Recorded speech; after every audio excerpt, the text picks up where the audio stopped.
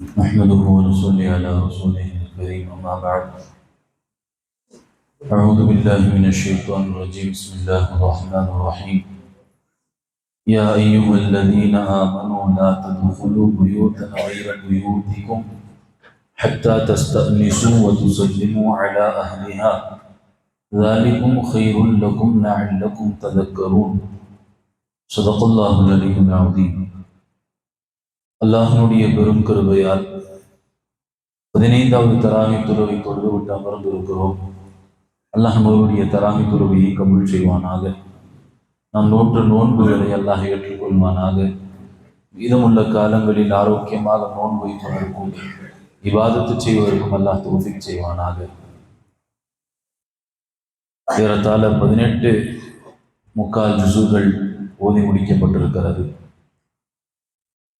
இன்றைக்கு ஓதப்பட்ட சூரத்துன் நூர் மிக பிரபல்யமான ஒரு சூறா.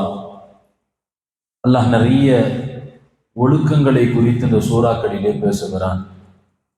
கற்பொழுக்கங்கள், ஹிஜாப் சம்பந்தப்பட்ட விஷயங்கள், ஜினாவுக்கான தண்டனைகள் என்பதாக பல சட்டங்களை அல்லாஹ் இந்த சூறாவிலே சொல்லி காட்டுகிறான். இன்றைக்கு ஓதப்பட்ட தராவினுடைய முதல் ரக்காத்தில் ஒரு வசனம், யா ஐயுஹல்லதீன ஆமனு, ஈமான் கொண்ட மக்களே, லா ததுஹுலு புயூதன் கைர புயூதிக்கும், பிறருடைய வீட்டிற்குள் நீங்கள் நுழையும் போது நுழையாதீர்கள். ஹத்தா தஸ்தஅனிசு வ துஸல்லிமு அலா அஹ்லிஹா, ஒன்று அவர்களிடத்தில் அனுமதி கேட்டே தவிர அல்லது சலாம் சொல்லியே தவிர பிறருடைய வீட்டில் நீங்கள் நுழைய வேண்டாம். தாலிக்கும் ஹைருல்லக்கும், இதுதான் உங்களுக்கு சிறந்தது. லஅல்லக்கும் ததக்கரும், உங்களுக்கு படிப்பினை இருக்கிறது என்பதாக சொல்லுகிறான். இந்த ஆயத்திலே அல்லாஹ் வீட்டில் நுழைவதனுடைய ஒழுக்கங்களை குறித்து பேசுகிறான். இந்த ஆயத்தை ஒட்டி 2 சம்பவங்கள் எழுதுகிறார்கள் தஃசீரிலே. முதலாவது, ஹஜ்ரத் உமர் ரலியல்லாஹு அன்ஹு அவர்கள் ஒரு முறை வீட்டில் இருக்கிறார்கள். அபூ மூஸா அஷ்அரி ரலியல்லாஹு அன்ஹு அவர்கள் உமர் அவர்களிடத்தில் ஏதோ ஒரு விஷயத்தை கேட்பதற்காக வேண்டி வருகிறார்கள்.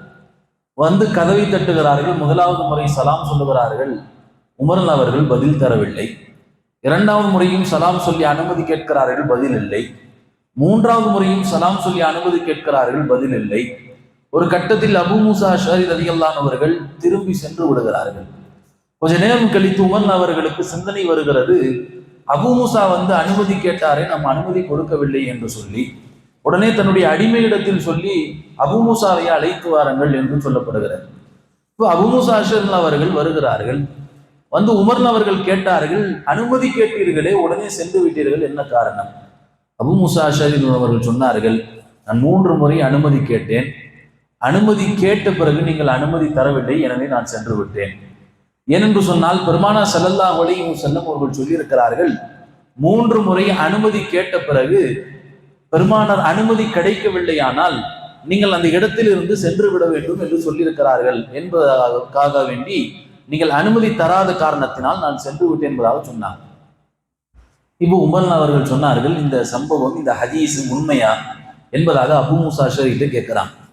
சொன்னார்கள், இந்த ஹதீஸ் மாத்திரம் உண்மை இல்லை என்று சொன்னால் உன்னை நான் அடிப்பேன். உடனே போய் அபூ மூஸா அஷ்அரி அவர்கள் ஒரு பதட்டத்தோடு பள்ளிவாசலுக்கு போறார், மஸ்ஜித் நபவிக்கு. போகிற போது சஹாபாக்கள்லாம் பார்க்கறாங்க, என்ன பதட்டத்தில் வரீங்க? அபூ மூஸா சொன்னாங்க, நான் போய் உமருடைய கதவை தட்டினேன், அவர் பதில் தரல. 3 முறை சலாம் சொன்னேன், அவர் அனுமதி கொடுக்கல, அதனால நான் திரும்ப வந்துட்டேன். பெருமானார் இப்படி சொல்லியிருக்காங்கல்ல. உமர் அவர்கள் இது உண்மையா இல்லையான்னு கேட்கறாங்க. இது உண்மை இல்லைன்னு சொன்னா என்ன அடிப்பன் வேற சொல்றாங்க என்று சொல்லியவுடன் அங்கிருந்து சின்ன சிறு சஹாபாக்கள் எல்லாம் சிரித்து விட்டார்கள். உமர் அவர்களுக்கு இந்த ஹதீஸ் கூட தெரியாதா?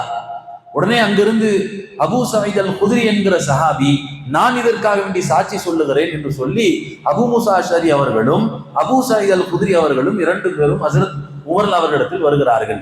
வந்து சொன்னார்கள், இந்த ஹதீஸ் உண்மை, பெருமானார் ஸல்லல்லாஹு அலைஹி வஸல்லம் இப்படி சொல்லி இருக்கிறார்கள் சொன்னார்கள். மேலும் அபூ சயீத் கேட்டார்கள், ஏன் பெருமானார் சொன்னால் நீங்கள் நம்ப மாட்டீர்களா?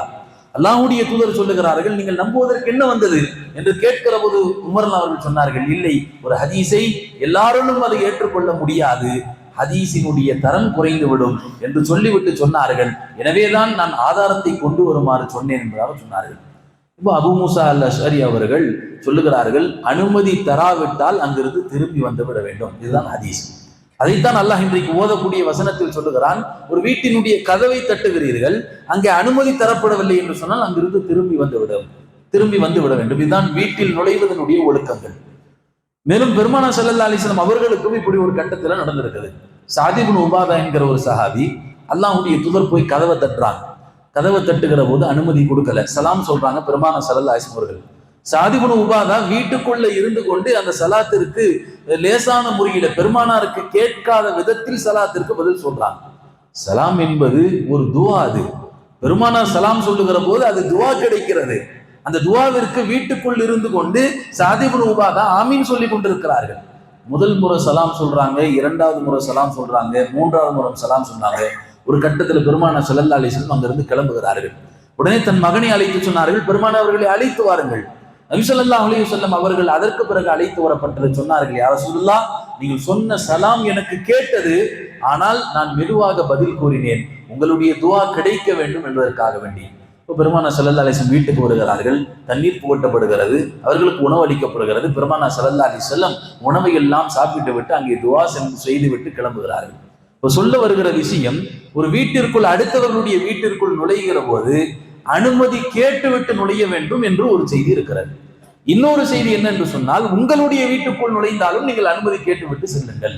நீங்கள் வீட்டிற்குள் நுழையும் போது சலாம் சொல்லிவிட்டு செல்லுங்கள். வாலிபர்களுக்கு சொல்லப்படுகிறது, சலாம் சொல்லிவிட்டு உங்கள் வீட்டுக்குள் நுழைகிற போது, ஏனென்றால் உங்கள் வீட்டில் உங்களுடைய பெற்றோர்கள் இருப்பார்கள், தாய்மார்கள் இருப்பார்கள். சில நேரங்களில் அவர்கள் ஆடைகளில் ஏதாவது அரைகுறையாக இருக்கக்கூடலாம். எனவே நீங்கள் சலாம் சொல்லாமல் உள்ளே நுழையாதீர்கள். பொதுவாக வீட்டினுடைய ஒழுக்கத்துல முதலாவது டாபிக் என்னன்னா, சலாம் சொல்லிட்டு உள்ள நுழைகிறது. நீங்க சலாம் சொல்லிட்டீங்கன்னா வீட்டுல உள்ள சைத்தான் வெளியே போயிடும். வீட்டுல உள்ள எல்லா சைத்தான்களும் வெளியே போயிருது. அப்போ வீட்டுல பிரச்சனை வராது. சலாம் சொல்லாம உள்ள போகிறதுனாலதான் வீட்டுல பிரச்சனை. அங்கேயும் சைத்தான் என்ன செய்யறான், கூட இருந்து எல்லா விதமான பிரச்சனைகளையும் ஏற்றி விட ஆரம்பிச்சான். அப்ப சலாம் சொல்லிவிட்டு வீட்டிற்குள் நுழைய வேண்டும் என்பதுதான் வீட்டில் நுழைவதற்கான ஒழுக்கங்கள்ல முதலாவது. ரெண்டாவது விஷயம், சலாம் சொல்லுகிற போது கிடைக்கிற விஷயம் என்ன தெரியுமா, வீட்டுல முசீபத்துகள் நீங்குது, பரக்கத் அல்லாஹ் ஏற்படுத்துறான். சலாம் சொல்லிவிட்டு நீங்கள் உள்ளே செல்லுகிற போது அங்கே முசீபத்துகள் நீங்கி அங்கே பரக்கத்துகள், அல்லாஹ்வுடைய பரக்கத்துகள். ஏன்னா சலாம் என்பது ஒரு துவா தான். இன்னைக்கு நாம என்ன நினைச்சுக்கிட்டோம், சலாம்னா சலாத்தை கூட முழுசா சொல்றேன் இப்படின்னு ஒரு தலையாட்டுவார், அவரு இப்படிங்குவாரு, என்ன சொன்னாங்கன்னு யாருக்குமே தெரியாது, இவர் இப்படிங்குவார் அவரு இப்படிங்குவார். சலாம் முழுசா சொல்லுவார், அஸ்ஸலாமு அலைக்கும் வரஹ்மத்துல்லாஹ். யார் முழுவதுமாக சொல்லுகிறாரோ அல்லாஹ் தஆலா பெருமானார் ஸல்லல்லாஹு அலைஹி வஸல்லம் அவருக்கு முழு நன்மை அல்லாஹ் எழுதுகிறான் என்பதாக அல்லாஹ்வுடைய தூதர் சொன்னாங்க. சலாத்தை முழுமையாக சொல்றது. சில பேர் இஸ்லாம் இஸ்லாம் சலாம் சலாத்தை எப்படி சொல்லணும், முழுமையாக கூட சொல்ல மாட்டாங்க, அஸ்லாம் அஸ்லாமுவா. சலாத்தை முழுமையாக சொல்லி பழகும். சலாம் என்பது அது ஒரு துவா, ஒரு முஃமின் இன்னொரு முஃமினுக்கு செய்யக்கூடிய துவா. அந்த துவாவை ஒரு கட்டத்தில் அல்லாஹ் ஏதோ ஒரு நேரத்துல துவா ஏற்கப்படுகிற நேரம் அல்லாஹ் ஏற்றுக்கொண்டான்னு சொன்னா அவருக்கு உண்மையாலுமே சாந்தியும் ரஹ்மத்தும் கிடைக்குது என்பதாக சொல்லப்படுகிறது. அது அல்லாஹ் சொல்ல வருகிற தாயத்தில் சொல்ல வருகிற விஷயம் இதுதான். அடுத்தவர்களுடைய வீட்டிற்குள் நுழையும் போது அனுமதி இல்லாமல் நுழையாதீர்கள். நீங்கள் உங்களுடைய வீட்டில் நுழைந்தாலும் சலாம் சொல்லிவிட்டு நுழையுங்கள். அனுமதி கேட்டுவிட்டு சலாம் சொல்லிவிட்டு வீட்டிற்குள் நுழையுங்கள். இதுதான் உங்களுக்கு சிறந்தது என்பதாக அல்லாஹ் சொல்லி தருகிறான். வல்ல ரஹ்மான் அமல் செய்யக்கூடிய நசீபை நம்ம நேருக்கும் தந்தருவானாக. வாஹு தவானா அல்ஹம்துலில்லாஹி ரப்பில் ஆலமீன்.